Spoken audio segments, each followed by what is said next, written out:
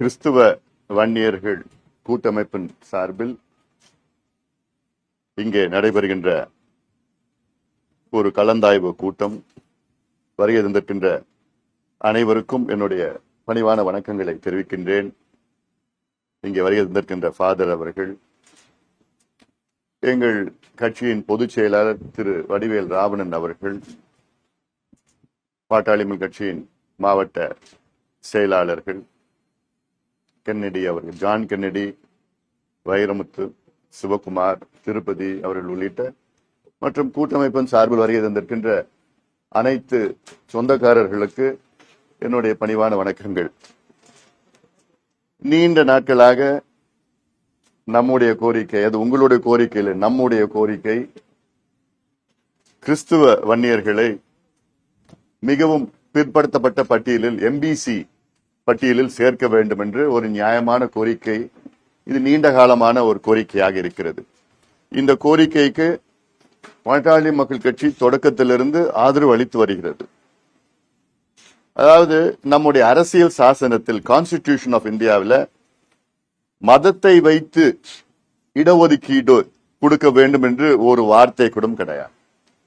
சமூக பின்தங்கிய நிலை, கல்வி மற்றும் சமூக பின்தங்கிய நிலையில் இருப்பவர்கள் அனைவருக்கும் இடஒதுக்கீடு நலத்திட்டங்களை வழங்கி அவர்களை முன்னேற்ற வேண்டும்.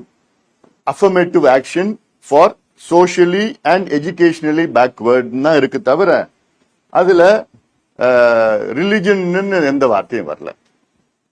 அந்த அடிப்படையில தான் வன்னியர்கள் மட்டும் கிடையாது, ஈவன் பட்டியலினத்தை சார்ந்தவர்களும் அவர் கிறிஸ்துவராக மாறினால் அவர்களுக்கும் அங்கே இருக்கின்ற இடஒதுக்கீடு, பட்டியலினத்தை சார்ந்த இடஒதுக்கீடு தான் கொடுக்க வேண்டும், வழங்க வேண்டும். இதுதான் அரசியல் சாசனத்தில் இருக்கிறது.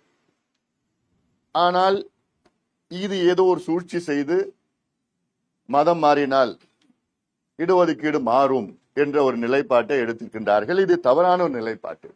இதை மாற்ற வேண்டும். மத்திய அரசும் சரி, மாநில அரசும் மாற்ற வேண்டும்.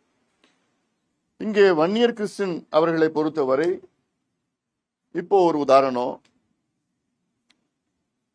தமிழ்நாட்டில் பட்டியலின சமுதாயம், பழங்குடி சமுதாயம், பிற்படுத்தப்பட்ட மக்கள் என்றுதான் ஒரு காலத்தில் இருந்தது. அதாவது 87க்கு முன்பு வரை, 89க்கு முன்பு வரை பிசி, எஸ்சி, எஸ்டி இது 3 பிரிவு தான் இருந்தது. இதற்கு 69 விழுக்காடு இடஒதுக்கீடு.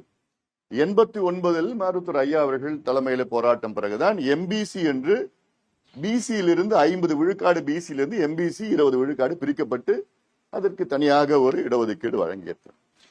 89க்கு முன்பு கிறிஸ்துவ வன்னியர்களும் சரி, வன்னியர்களும் சரி எல்லாமே இந்த பிசியில தான் அடங்கினார்கள்.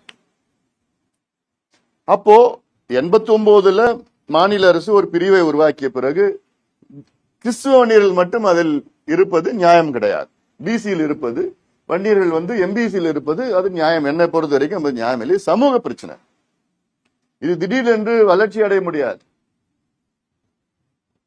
வன்னியர்கள் கிறிஸ்துவ மதத்தை மாறினாலும், இப்ப இல்ல எப்பயோ ஒரு காலத்துல மாறினாலும், அவர்கள் அதே கல்வி, இப்ப இருக்கிற வன்னியர்கள் எப்படி இருக்கிறார்களோ அதே நிலையில் தான் கிறிஸ்துவ வன்னியர்கள் இருக்கின்றார்கள்.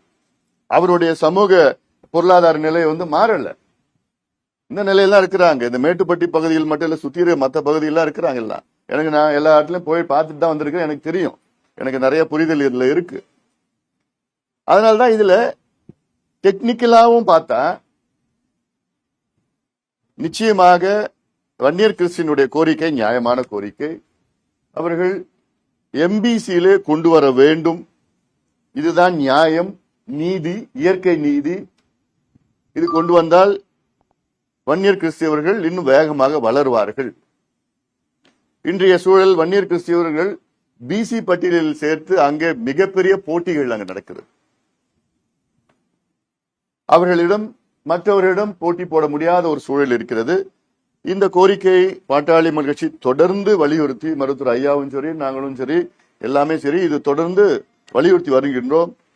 ஏன் கடந்த சட்டமன்ற தேர்தலுக்கு முன்பு வரை இன்றைய முதலமைச்சர் ஸ்டாலின் அவர்கள் திண்டுக்கல் மாவட்டத்திற்கு வருகை தந்த நேரத்தில் நிச்சயமாக நாங்கள் ஆட்சிக்கு வந்தவுடன் வன்னியர் கிறிஸ்தவர்களை எம்பிசி பட்டியலில் சேர்ப்போம் என்று வாக்குறுதி கொடுத்தார், உறுதி கொடுத்தார். 4.5 ஆண்டுகள் ஆகிறது. இது சம்பந்தமாக எந்த ஒரு முயற்சியும் இன்று வரை எடுக்கவில்லை. இன்னும் 6 மாதத்தில் தேர்தல் நேரத்தில் மீண்டும் வருவார்கள், மீண்டும் நாங்கள் நிச்சயமாக கொண்டு வருவோம் என்று சொல்வார்கள். இதெல்லாம் அரசியல் இது.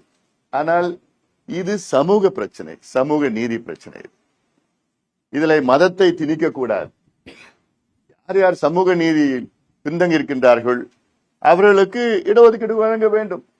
இது வன்னியர்களா இருந்தாலும் சரி, பட்டியலின சமுதாயம் இருந்தாலும் சரி, நாடார் கிறிஸ்டியன் இருந்தாலும் சரி.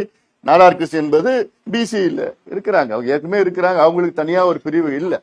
ஆனால் வன்னியர்களுக்கு தனி ஒரு பிரிவு எம்பிசின்னு ஒன்று இருக்கிறது. அது நிச்சயமாக அது கொண்டு வர வேண்டும். அதுல அதனால இது நியாயமான ஒரு கோரிக்கை. இது